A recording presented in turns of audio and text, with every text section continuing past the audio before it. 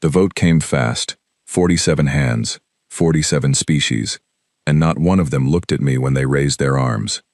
I was standing in the gallery of the galactic conclave, behind a thick panel of transparent alloy, watching the end of Earth's future get decided by creatures who had never once set foot on our soil. Ambassador Ketris of the Vorkai sat below me on the main floor. She was the only one who kept her hands flat on the table. I held my breath and counted. I did not cry. I had not cried in a very long time. The charge read aloud by the conclave speaker, a tall gray-skinned elder named Vethon, was uncontrolled biological volatility and cultural contamination. I had read the charge 3 times the night before in my quarters. I had memorized every word. I knew what those words really meant. Even if Vethon would never say it plainly, what they meant was this: you make us nervous.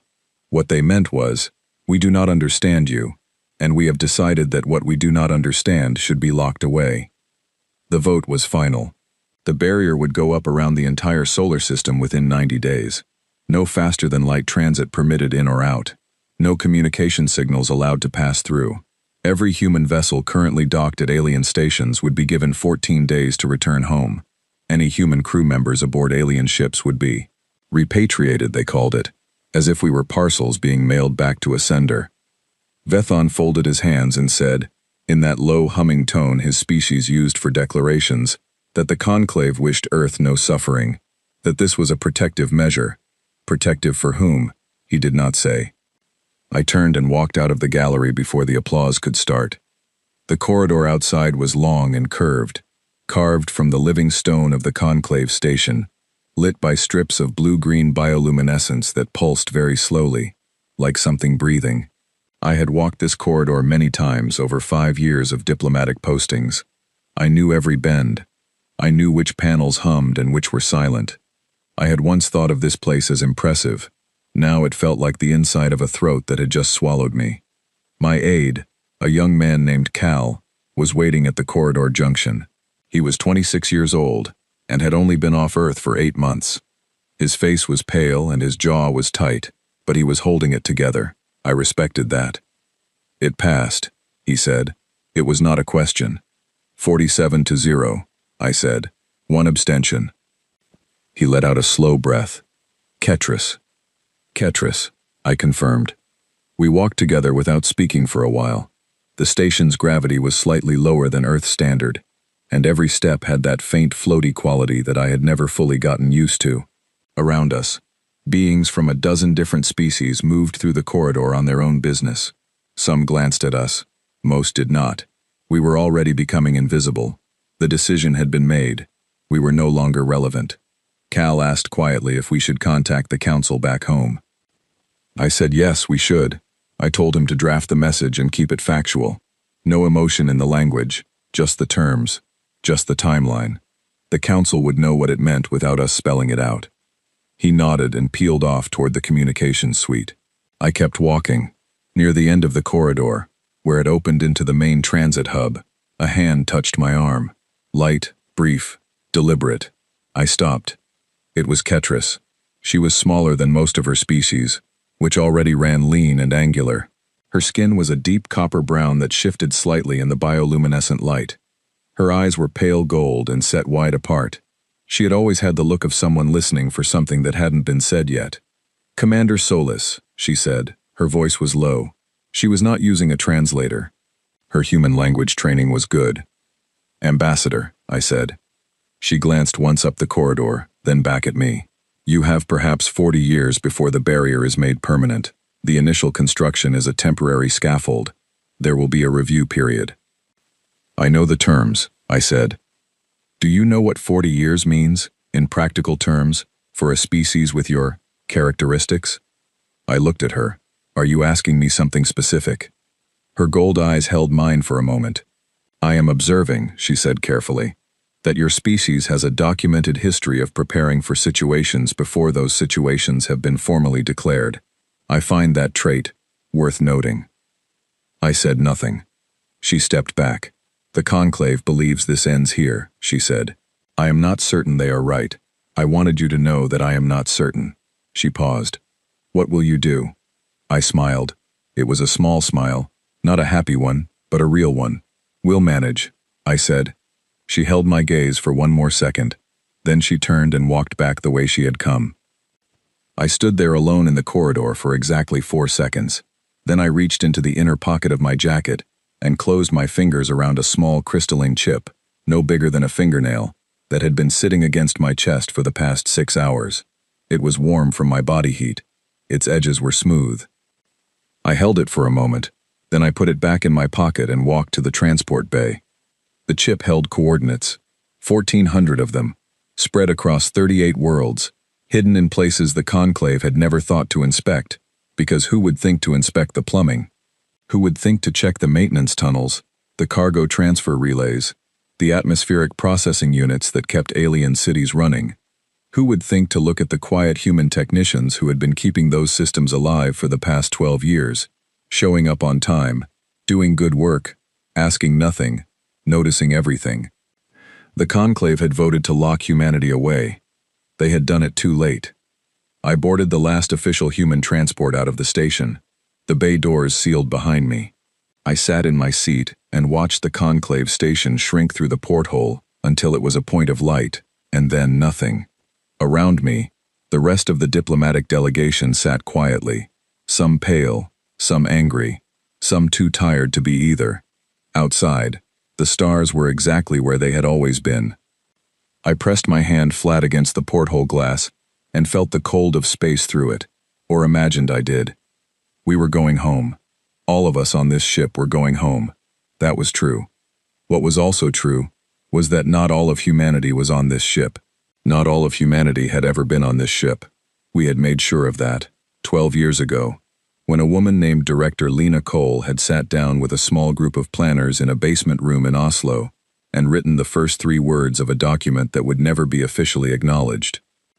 Those 3 words were, "Assume they'll try." I had read those words 8 years ago when I was handed my own copy of the brief. I had read the rest of the document in one sitting, then sat very still for about an hour, and then felt something settle into place inside me that had never moved since. The transport hummed around me. The stars held their positions. The barrier was going up. We were ready. It began 12 years before the vote, in a basement room that smelled of old coffee and recycled air. I was not there for that first meeting. I was a junior logistics officer at the time, 29 years old, assigned to coordinate supply chains for Earth's 3 off-world research stations. I spent my days tracking the movement of equipment across space lanes that the elder species controlled and permitted us to use, because they had decided that limited Earth access to the wider galaxy was acceptable. We could visit, we could trade, we could observe. We just could not settle, could not expand, and could not ask too many questions. I was good at logistics. I was also good at noticing things that were slightly off, and at the time, I noticed that certain equipment requests from stations 2 and 3 did not match the stated research purposes of those stations. The discrepancies were small. They were the kind of thing that would pass any standard review. But I had a habit of reading carefully, and I filed a quiet note to my supervisor, a woman named Director Lena Cole, asking for clarification. She called me into her office the following morning. She was a compact woman in her mid-50s, with short silver-gray hair and the kind of steady brown eyes that made you feel like she had already considered every possible version of this conversation, and chosen this one deliberately. She closed the door. She sat across from me. She put a thin folder on the desk between us, but did not open it. "I read your note," she said. "Yes, ma'am," I said. "You noticed something that most people in your position would have missed," she said, "or ignored." "I just asked a question," I said. "That is exactly what I needed someone to do," she said. She opened the folder. Inside was a single page with 3 words at the top. "Assume they'll try." "Read this," she said. "All of it." I read it. It took about 20 minutes. She sat across from me the whole time, quiet, hands folded.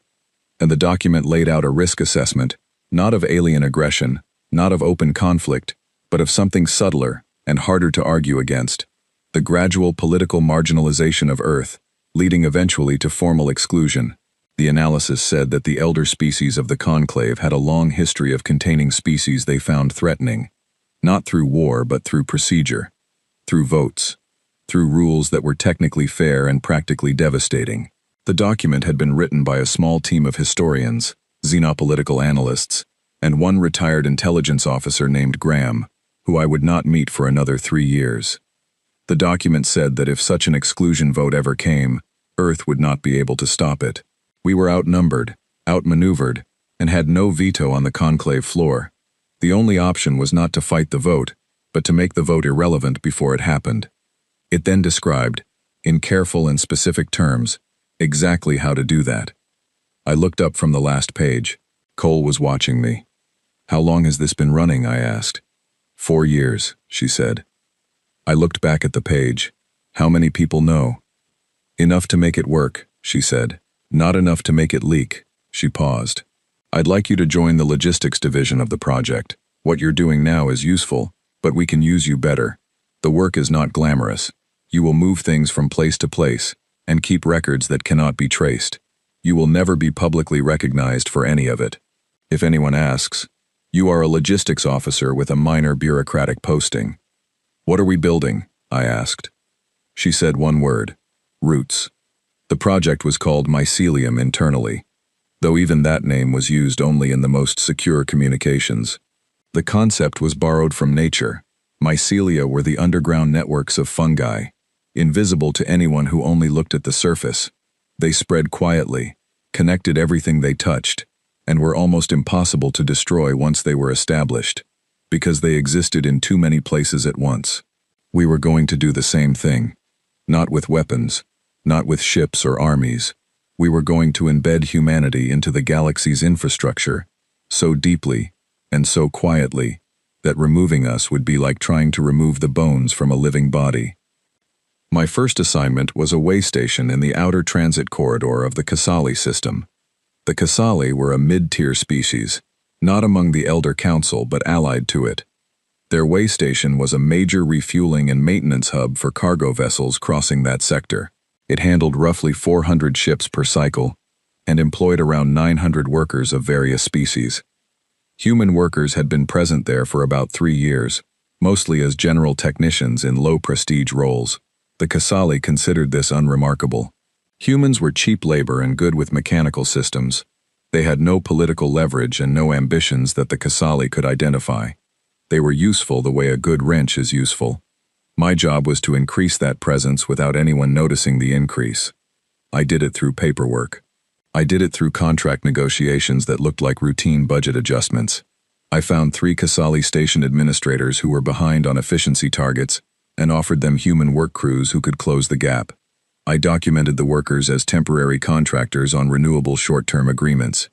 The Casali administrators were happy. Their numbers improved. They asked no further questions. Within 14 months, 63 humans were embedded in the way station's most critical infrastructure divisions: life support calibration, power relay maintenance, and communications relay servicing. They were not spies. They were not soldiers. They were genuinely excellent technicians who did genuinely excellent work. They also, in the course of their normal duties, had access to nearly every system on the station. More importantly, in a maintenance corridor behind a secondary atmospheric processor, there was now a relay node the size of a backpack that could, when needed, broadcast on frequencies the Conclave did not routinely monitor. I moved on to the next posting. Over the following 8 years, I built similar arrangements in 17 locations. My colleague, a man named Dan, handled 11 more. Graham's team ran a parallel track focused on data storage, placing encrypted vaults on alien worlds, inside what appeared to be inert geological survey equipment. A woman named Petra coordinated the cultural archives, compressed records of human history, biology, music, language, literature, and science, stored redundantly across 6 sites in case any were found and destroyed. We did not think of ourselves as heroes. We thought of ourselves as people doing a very long and very careful job, the kind of job where the whole point is that nobody ever knows you did it. There were close calls. On 2 occasions, Conclave inspection teams came close to discovering relay nodes. Both times, the human technicians on site responded with such calm professionalism, such open cooperation, and gentle redirection, that the inspectors left satisfied and slightly embarrassed for having bothered. This was something we had trained for. Humans have a long history of being underestimated by people who consider themselves more sophisticated. We had learned to use that. The project did not make us feel powerful. It made us feel quiet and careful, and very focused. When I went home to Earth on leave, I would walk in parks or sit by the ocean and try to feel something simple for a while. It was not always easy. There was a weight to knowing what I knew, to carrying the shape of a plan that most of humanity did not know existed. But I believed in it. I believed in it the way you believe in something that has no alternative. Back in the present, sitting on the transport ship returning from the Conclave vote, I pulled out the crystalline chip and held it flat on my palm. 1,400 coordinates, 38 worlds, the heartbeat of a species that had just been told to go home and stay there. Cal appeared from the forward cabin and sat across from me, and he had sent the message to the council. He looked tired but steady. "What happens now?" he asked. I looked at the chip. I looked at the stars outside the porthole. I thought about Cole in her basement office, putting that folder on the desk. I thought about Graham, who had died 2 years ago and never seen the vote come, but had always known it would. I thought about 63 technicians in a Kasali way station who were, at this very moment, continuing to show up on time and do their jobs. "Now we see what 40 years gets us," I said. Cal nodded slowly. He looked out at the stars. "Do you think they know?" he asked. "The Conclave. Do you think any of them know what we built?" "No," I said. "They saw what we wanted them to see. Good workers. Decent diplomats. A species that was a little too loud, a little too strange, a little too hard to categorize." I put the chip back in my pocket. "They never looked at the walls." He was quiet for a moment. "And the barrier?" "The barrier goes around the solar system," I said. "It does not go around every place a human has ever been." Woody looked at me. Something shifted in his expression. Not surprise, exactly. More like a door opening in a room he hadn't known was there. "When did we start?" he asked. 12 years ago, I said. Before any of this. Before the debates at the Conclave. Before the inspection reports. Before the first formal complaint was filed. 12 years ago, someone wrote 3 words at the top of a page, and we started. "What were the words?" he asked. I looked out the porthole. The transport was accelerating now, pulling toward the gravity lane that would carry us home. "Assume they'll try," I said. Cal sat back in his seat. He looked at the ceiling. After a long moment, he said very quietly, "Good." The ship hummed. The stars slid past, somewhere behind us. The Conclave was already moving on to the next item on its agenda, already forgetting about the small blue planet it had just folded away into a cage. The cage had a flaw. It always had. The flaw was that we had never been only a planet. We had made sure of that, piece by piece, year by year, in corridors and maintenance tunnels and back rooms on 38 worlds, in the quiet and the dark, doing work that nobody celebrated, and everybody needed. We were going home, some of us. The rest were already there, in the place that mattered. 3 days after the transport landed at the Johannesburg orbital dock, my personal comm unit buzzed at 4 in the morning with a signal that should not have been possible. I was awake already. I had not slept well in 3 days. I sat up in the narrow bunk of my temporary quarters at the council facility and looked at the signal's point of origin. It was tagged with a routing code I had not seen in 2 years, a code that meant the message had traveled through at least 4 relay hops to reach me, each hop disguised as routine maintenance data passed between station systems. The origin point was 340 light-years away. I pressed accept. The message was 12 seconds long. It was audio only. A woman's voice speaking in plain English, with no encryption. Because the encryption was already baked into the route itself, her voice was calm and slightly hoarse. The way voices get when someone has been awake too long. "Commander Solis, this is Relay Station 7. Designation Petra North. We are operational. We have been operational for 9 days without external contact. We have continued all scheduled maintenance and kept our cover assignments intact. We have also found something that was not in any of our briefings. We need you to know about it. I am sending the attached file separately through the data channel. Please read it before you respond. We are standing by. That was all. I sat in the dark for a moment. Then I got up, dressed, and went to the secure workstation in the adjacent room. The data file was already there, queued in the secure channels buffer. It was large. Too large for a routine report. It had been compressed, and would take several minutes to decompress and render. While I waited, I made a cup of coffee from the unit on the counter and stood by the window. It was still dark outside. The Johannesburg facility was set into a hillside, and I could see the city lights below, steady and warm, ordinary, people sleeping, people living their lives in a world that had just been formally told it was too much for the galaxy to handle. The file finished rendering. I sat down. The woman on the recording was called Dr. Nadia Osei, which I already knew because I had personally placed her at Relay Station 7 3 years earlier. She was a xenoarchaeologist by training, embedded at a Keth research station as a junior infrastructure analyst. The Keth had no idea she was anything other than what her paperwork said she was. Was 34 years old, methodical, and had a talent for asking questions that seemed too ordinary to be interesting. What she had found was not ordinary. The file contained a research cross-reference that Nadia had assembled from 4 separate sources: 2 internal Keth archive databases, 1 conclave historical record that was technically accessible, but practically invisible, because it was buried in 17 layers of procedural filing, and 1 source that made my coffee go cold in my hand when I read it. A sealed xenoarchaeological survey from 42 years ago, conducted by a joint conclave team, and then classified at the highest tier immediately upon completion, a tier so high that its existence was not listed in any public index. Nadia had found a reference to its file number in a footnote in a maintenance log from a Keth outpost that had been partially demolished and whose archive had not been fully purged. She had then spent 8 months finding the actual file through the same patient, methodical process she applied to everything. The survey was about a species called the Anthari.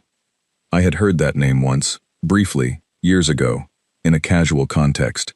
Someone at a diplomatic reception had mentioned them as a historical footnote, an extinct species, gone for roughly 80,000 years. Nothing remarkable. The survey said something different. The Anthari had not gone extinct, they had been quarantined. The process had taken approximately 40 years of conclave political maneuvering, culminating in a containment barrier erected around their home system.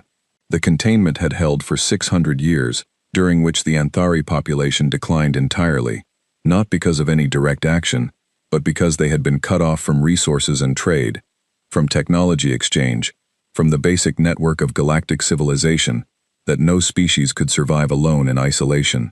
At the end of those 600 years, the Conclave had sent an observation team. The observation team had reported the system quiet. The Conclave had then passed a resolution, reclassifying the Anthari as extinct, and sealing all records related to their quarantine under the classification tier that Nadia had just spent 8 months locating. The survey then contained something worse. It contained the reason. The Anthari were, in biological terms, what the survey called a generalist adaptive species, the broad cognitive flexibility, strong pattern recognition across unrelated domains, high emotional variability combined with rapid innovation cycles. They were adaptable in the way that certain organisms are adaptable, not specialized for one environment, but capable of functioning across many. They were persistent. They were creative. They tended to find unexpected solutions to problems. The survey noted that in their final century before quarantine, the Anthari had been conducting cosmological research of an unusual kind. They had been studying the stability of the galactic civilization structure itself, specifically asking whether the patterns of political dominance among the elder species were natural or artificial, whether the way the galaxy was organized, the who decides what, the who holds the lanes, the who sits on the councils, was the product of genuine evolution or of something that had been deliberately constructed and maintained. They had been getting close to an answer. The survey did not say what the answer was. The survey was written by Conclave-appointed researchers, and they had been very careful. But reading between the lines of the careful language, the avoidance of certain specifics, the way certain paragraphs ended with conclusions that did not quite follow from their premises, I could see the shape of what the Anthari had found. Or rather, what they had been about to find. I sat with this for a long time. The sky outside my window began to lighten. The city below started its morning sounds. I thought about the vote. 47 hands raised. I thought about the language of the charge, uncontrolled biological volatility, and cultural contamination. I thought about Ketris standing apart from the vote, with her hands flat on the table. I thought about the things I had assumed the vote was about, the fear, the politics, the desire of powerful species to stay powerful. I had been right about all of that. I just had not been right about how deep it went. The exile was not about controlling us. It was not about our biology or our noise or our tendency to push into spaces where we had not been invited. Those were real concerns, but they were not the reason. The reason was that we were the kind of species that asks the wrong questions. Or rather, the right questions, phrased the wrong way, at the wrong time, without enough power to be ignored and too much curiosity to be stopped. We were the Anthari. Not literally, not ancestrally, but categorically. We were the same kind of thing. A generalist adaptive species with broad cognitive flexibility and a habit of noticing when something did not add up. And somewhere in the galactic record, someone had a file on the Anthari, and someone had looked at that file and then looked at humanity, and they had seen the resemblance. And they had moved first. I opened a return channel to Petra North. Nadia's voice came through within 40 seconds. "You got the file," she said. It was not a question. "I got it," I said. "Are you safe?" "For now. The Keth don't know what I found. I accessed everything through normal research pathways. Nothing flagged. How certain are you about the interpretation?" A pause. "The quarantine records are explicit. They don't use the same language they used for us, but the structure is identical. A species deemed destabilizing is isolated. The isolation is framed as protective, and the records are sealed. The only part I can't confirm is what specifically the Anthari were close to finding. The research files themselves are missing.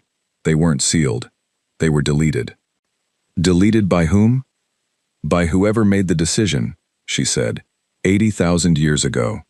I thought about that. 80,000 years. The elder species had been managing this for 80,000 years. "Nadia," I said. "Yes?" "How many people at Petra North know about this file?" "3, she said. "Myself, Dan, and a researcher named Paul, who helped me locate the Kereth archive." "Keep it at 3 for now," I said. "Do not transmit the file through any channel except this one. Do not discuss it outside your secure space. Can you continue to operate normally at the Keth station?" "Yes, my cover is solid." "Then continue. Do your job. Look ordinary." I paused. "And keep looking. If they deleted the Anthari research files, they deleted them somewhere. Deleted things leave traces." "I know," she said, and I could hear in her voice that she had already thought of this, that she was already planning. "Nadia," I said. "Good work." "Commander," she said, "do you understand now why they voted the way they did?" "I think so," I said. "They didn't exile us because we're dangerous," she said. "They exiled us because we were about to figure something out." "Yes," I said. "So, what do we do?" I looked out the window at the brightening sky. The city was fully awake now. Somewhere down there, people were making breakfast, arguing about ordinary things, taking children to school. They did not know about the vote in all its complexity. They knew Earth had been sanctioned. They were angry and frightened and confused. They did not know about the Anthari. They did not know what the elder species were protecting. But they were the kind of species that, when given a thread, would pull it. "We keep looking," I said. "We stay quiet. We keep our people in place, and we keep looking. When we know enough, we'll know what to do with what we know." Nadia clicked off. I sat alone in the pale morning light with a dead comm line and a file full of information that changed everything I thought I understood about why the galaxy had decided we were the problem. I was not frightened. I noticed that clearly. I should have been frightened, perhaps. But what I felt instead was something that I can only describe as recognition, the feeling of a question that had been half-formed in the back of your mind suddenly becoming fully clear. We had been right to build Mycelium. We had been right to put down roots before the vote came. We had been right to assume they would try. We just had not known, until now, quite how deep the trying went.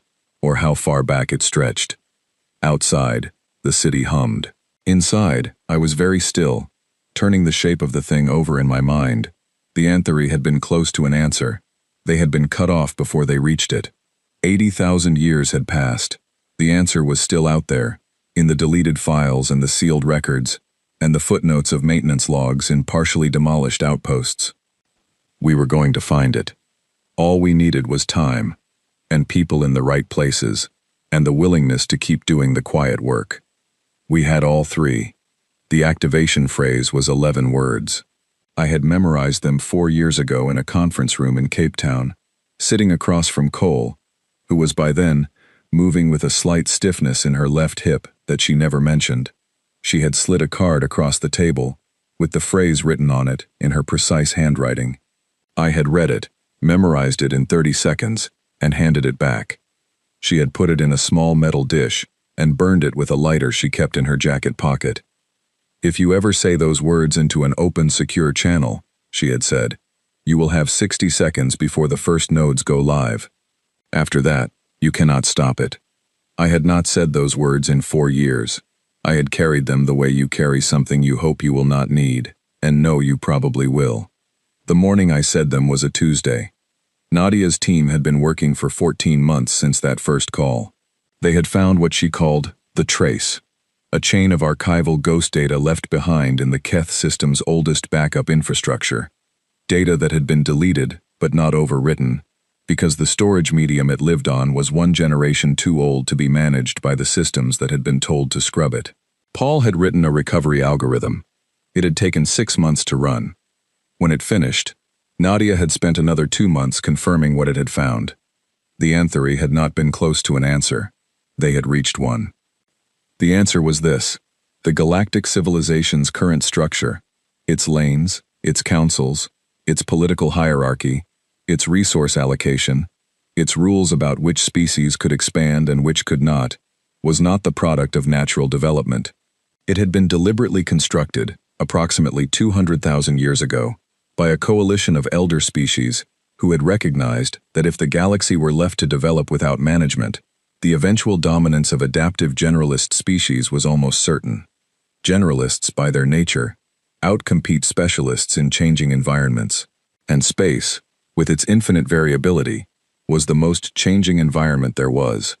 So the elder species had built a system designed to prevent that outcome, not through open oppression, but through structure, through making the rules before the generalists arrived, through creating a civilization so established and so complex, and so internally reinforcing that any new species entering it would find the ceiling already in place, would find the pathways already defined, would find that the kind of wide-ranging, pattern-breaking thinking that generalists excel at was simply not necessary and not rewarded, because everything important had already been decided.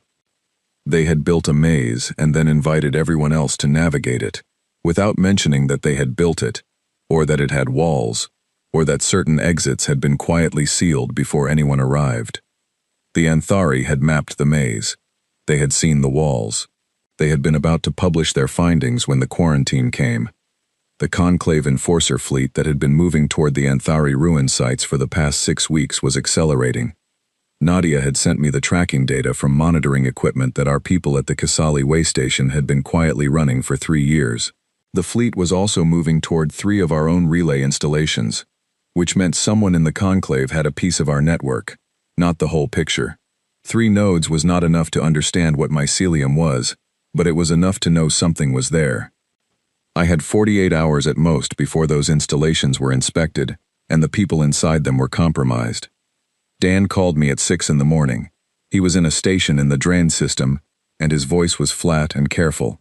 "They're moving," he said. "I know," I said. "The Kasali way station is fine for now, but the 2 smaller installations in Sector 9 are flagged. Our people there have about a day before the inspection team arrives. Can they clear out?" "They can clear out. They can't take the relay nodes. The nodes are integrated into the station infrastructure. If they're found, they'll know what they are." I thought about this. If the inspection team finds the nodes but our people are gone, what does the Conclave have? "Hardware," he said. "Hardware they can't trace. It's built from components sourced from 6 different species manufacturing sectors. There's no human signature. Then let our people evacuate. Use the personal transit permits we set up 18 months ago. Make it look routine. And the nodes? I picked up a glass of water from the table and held it. The water was still outside my window. The Johannesburg morning was gray and close, a front moving in. Leave them, I said. If the Conclave finds hardware they can't trace in a maintenance corridor, they'll spend 3 months trying to figure out what it is. That's 3 months we use. Dan was quiet for a moment. Yara, he said. It was rare for him to use my first name in a work call. Are we close enough? I thought about Nadia's files. I thought about 1,400 coordinates. I thought about 63 technicians in a Kasali way station, and dozens more in a dozen other places, all of them doing their jobs, all of them ready, all of them waiting for 11 words. I thought about 80,000 years. Yes, I said, tonight. I spent the rest of the day making 2 calls. The first was to Petra, who managed the broadcast infrastructure. I told her to begin pre-activation on all arrays. This was a process that took 8 hours and looked, from the outside, like routine maintenance. She said nothing except understood, and ended the call. The second call was to Nadia. The fleet is moving toward the ruin sites, I told her. I know, she said. Paul flagged it this morning. They'll reach the primary site in about 72 hours. We're going tonight, I said. A pause. All of it? All of it. Another pause, longer. Then, Nadia, I said, is the full data package ready? Everything. The Anthari research, the Conclave sealed records, our own findings, the quarantine history. It's been ready for 6 weeks, she said. We've been sitting on it, waiting for the right moment. The right moment is tonight, I said. Stay in place until it's done. Keep your cover until the signal goes out. After that, it won't matter. After that, she said slowly, nothing will be quite the same. No, I agreed. I sat alone in the operations room at the council facility at 11 that night. Cal was there. Dan was on a channel, quiet, listening. Petra sent a single-word message, ready. I had the secure channel open to all 1,400 installations simultaneously. Most were automated systems that would respond to the phrase without a human needing to do anything. But I knew that across 38 worlds, there were people sitting in maintenance corridors and back rooms and research stations waiting. I thought about Cole and about Graham, and about the word in that first document, roots. I thought about the Anthari, about a species that had mapped the maze and had the information taken from them before they could tell anyone. They had been inside the cage when they found the answer. We had made sure we were not. I opened the channel. I said the 11 words. 60 seconds. I counted them. At second 61, across 1,400 locations, on 38 worlds, relay arrays that had been disguised as maintenance infrastructure, as atmospheric processors, as power relay housings, activated simultaneously. They broadcast on every open frequency, on the wavelengths used by the Kasali and the Dren, and the Vorkai and the Kith, and 23 other species, for their primary communications. They broadcast the complete Anthari research. They broadcast the sealed quarantine records. They broadcast Nadia's reconstruction of the deleted files. They broadcast the full history, including the 200,000-year-old plan, including every species that had participated in maintaining it.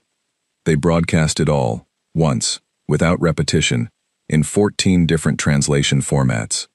And then they kept broadcasting, because we had designed them to cycle for 48 hours before going silent, and each cycle hit different frequencies to make jamming harder, and the signal was sourced from 38 different points across the galaxy, so that shutting down 1 or 10 or 20 would not stop the rest.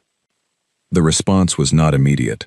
It took about 20 minutes for the volume of incoming signals to climb to the level that told me the message had been received and was spreading.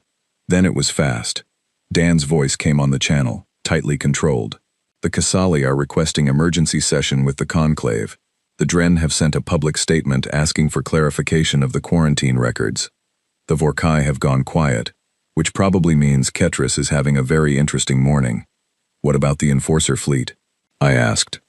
A pause. Still, they've halted.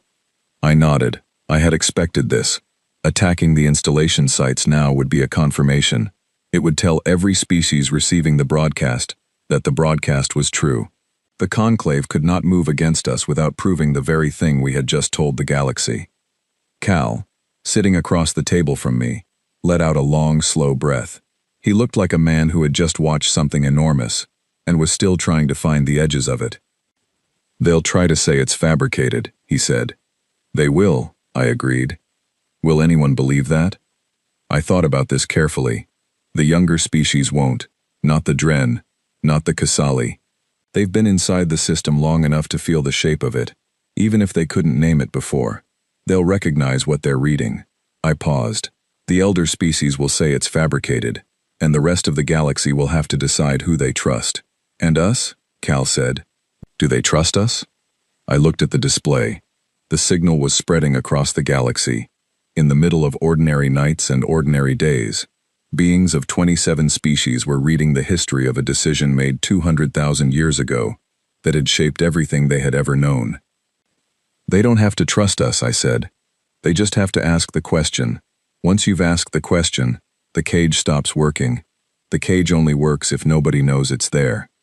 The room was quiet, except for the low hum of equipment. Outside, the Johannesburg night was dark and still. In the sky above, invisible but real, the barrier the Conclave had placed around our solar system was still active. Earth was still technically sealed, but the signal was out, and the signal was everywhere. Somewhere on a Keth research station, Nadia was probably sitting very still in her room, listening to the alarm bells starting. Somewhere in the Kasali way station, 63 technicians were going about their morning duties with the particular calm of people who have been waiting a long time for something and can now simply let it happen. I pressed my hands flat on the table. The table was solid. The room was real.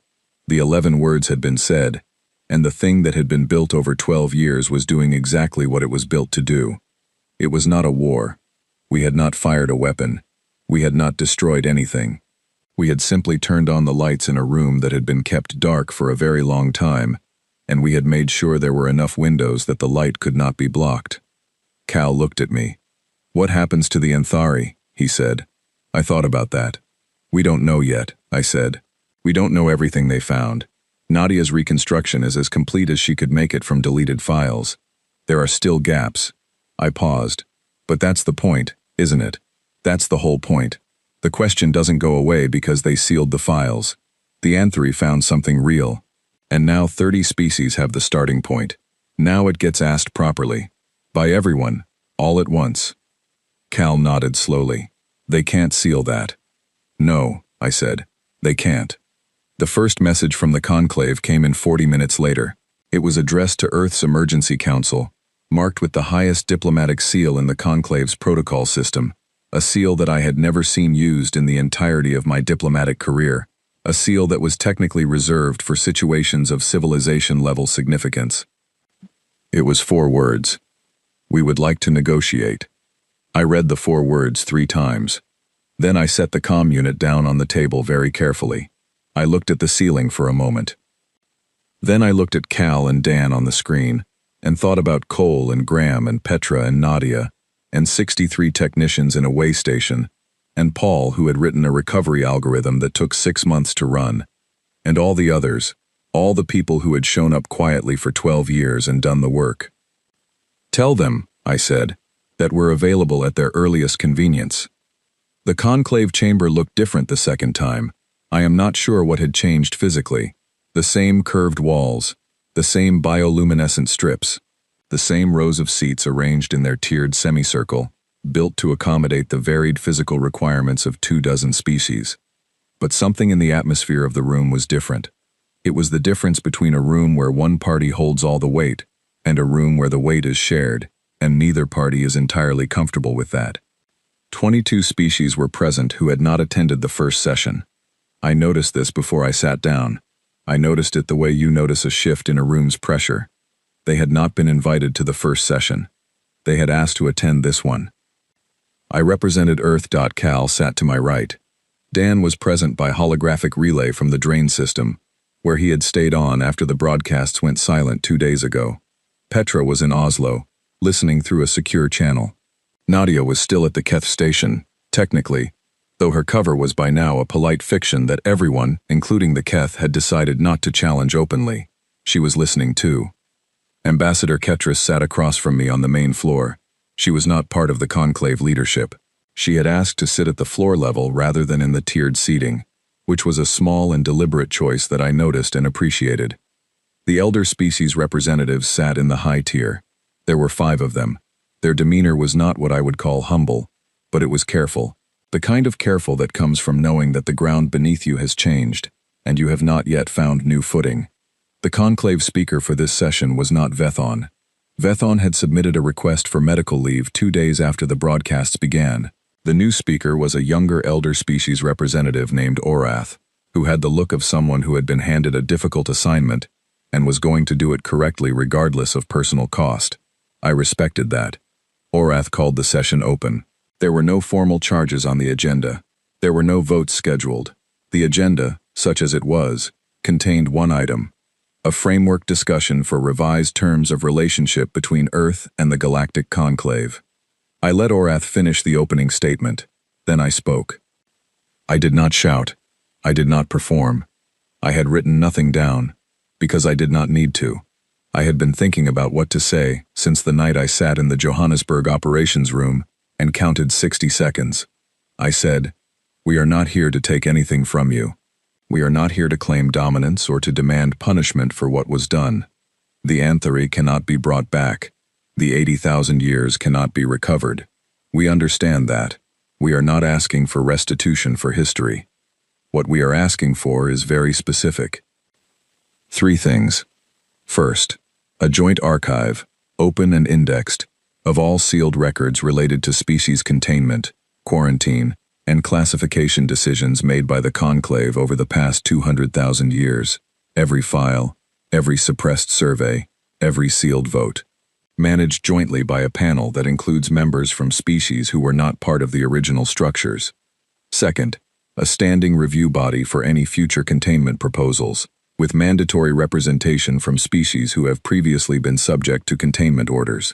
This body would have binding authority to delay any containment decision for a period of no less than 100 years, during which the proposing parties must present their evidence publicly.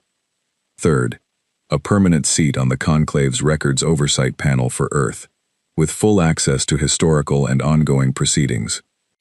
I paused after the third point, when the room was very quiet. Then I said, in exchange, we will not seek to dismantle the Conclave's structure or the accumulated systems through which galactic civilization currently operates.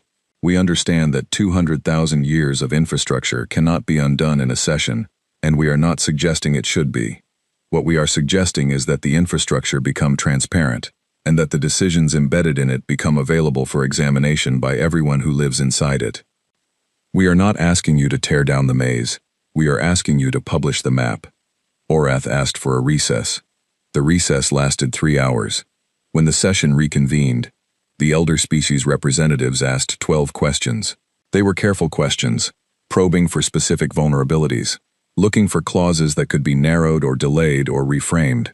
I answered each one directly, without anger, noting where I had flexibility and where I did not. Cal passed me notes twice. I used one of them. Ketris asked no questions. She sat with her hands flat on the table, as she had at the first session, and she watched. At the end of the second session, Orath said that the Conclave would require 90 days for internal deliberation and consultation with member species. I said that was acceptable. I said that during those 90 days, Earth would not broadcast any further information, but that all information already broadcast would remain in public circulation, since we had no ability to retract it even if we wished to, which we did not. Orath acknowledged this with a slight inclination of his head, that his species used for formal acceptance of a fact. I asked one thing before the session closed. I asked for the barrier around Earth's solar system to come down. Orath said that was a matter requiring the deliberation period. I said respectfully that I understood, but I wanted to note for the record that the barrier had been erected on the basis of a vote whose underlying rationale was now under public examination by the Conclave's own member species, and that maintaining it during a negotiation period sent a particular kind of signal that might complicate the deliberations unnecessarily. There was a pause. Then one of the 5 elder representatives spoke. It was the first time any of them had spoken directly during the session. She said, in the flat, measured tone her species used for formal concessions, that the barrier would be deactivated within 48 hours. I thanked her. I did not smile. This was not a moment for smiling. The session closed. The chamber emptied in the way that chambers empty after something significant, quietly and with purpose, everyone moving to the next thing they needed to do. I walked out into the corridor alone. The same curved corridor, with the same bioluminescent strips, the same gentle low gravity that made every step float slightly. I stood in it for a moment. Ketris appeared beside me. We walked together for a while without speaking. At the corridor junction where she had touched my arm before the transport flight, we stopped. 40 years, she said. It took 12, I said. She was quiet for a moment. The Anthari in a question, she said, what they were close to finding. What your people helped reconstruct. Do you know the full answer yet? Not yet, I said. Nadia thinks there are still gaps. What we have is the framework, the broad shape of the design, the details of how it was implemented and maintained, the mechanics of the stasis. We're still working on those. And when you have the full answer, she said. I considered this. Then we ask it properly, in the open, with everyone present. I looked at her. That's all we wanted. Not the answer itself, necessarily. Just the right to ask the question where everyone can hear. Ketris was quiet for a long moment. My species abstained, she said. I know, I said. We abstained because we were not sure the vote was right, she said. We were also not sure it was wrong. We were uncertain, and in uncertainty we held back. She paused. I have been uncertain for a long time about many things that I thought were simply the way things were. That's a reasonable place to start, I said. She looked at me for a moment, with those wide gold eyes. You built the whole network before any of this happened, she said. Before the vote. Before the broadcasts, before any of it. Yes, I said. You assumed it would come to this. We assumed they would try, I said. We did not know exactly what form it would take, but we assumed. That is, she said slowly, a remarkably clear-eyed way to exist in the galaxy. I thought about Cole in her office, and the lighter she kept in her jacket pocket, and the card she had burned. I thought about Graham, who had died before seeing any of it. I thought about Nadia, in a maintenance corridor, reconstructing deleted files from a civilization 80,000 years gone. I thought about 63 technicians in a way station, who were probably, at this very moment, making themselves a quiet morning meal, and going about their ordinary work as if the world had not shifted. Maybe it had not. Maybe for them, in the practical day-to-day, it had not shifted yet. These things take time. The negotiation would take 90 days. The implementation would take years. The real examination of what the elder species had built and maintained, the real reckoning with 200,000 years of deliberate structure, would take generations. But the question was out. The question was in the air. It was in the archives of 30 species. It was in the conversations being had right now in stations and homeworlds and transit hubs across the galaxy. It could not be unasked.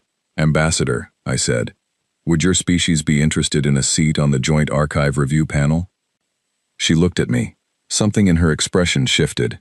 Very slightly. Not surprise. Recognition. Yes, she said. I think we would. I nodded. Good, I said. We'll be in touch. I walked to the transport bay alone. The ship was a different one this time.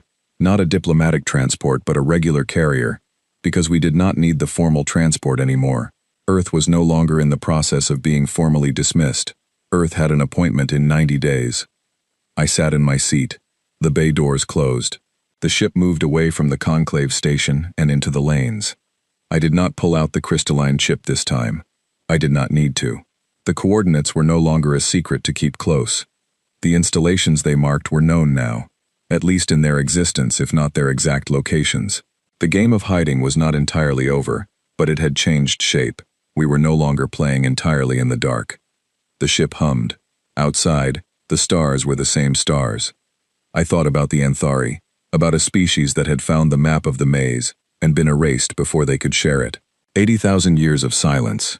I hoped, in whatever way you can hope for something that cannot be remedied, that the act of finding their work again, of pulling it out of the deleted archives and putting it back into the galaxy's memory, was something.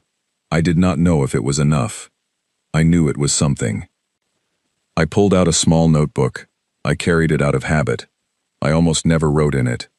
I opened it to a blank page and wrote 3 words at the top, the same 3 words, the ones that had started all of it. Assume they'll try. Beneath those words, I wrote 3 more, then figure out how.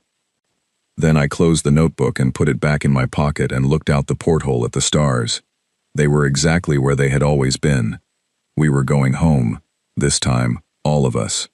Not because the galaxy had forgiven us, not because they had decided we were harmless, but because we had made ourselves impossible to contain without containing the question too, and the question was already everywhere. The maze still stood. The walls were still there, but everyone knew now that the walls existed, and that knowing changed the maze entirely. It changed what it meant to walk inside it, changed what it meant to look for exits. In Johannesburg and Oslo, in research stations and way stations on 38 worlds, people were sitting down to breakfast, or ending their night shifts, or waking up to a morning that was the same as any other morning, and entirely different. They had done the work. They had done it quietly and without recognition and without any guarantee that it would matter.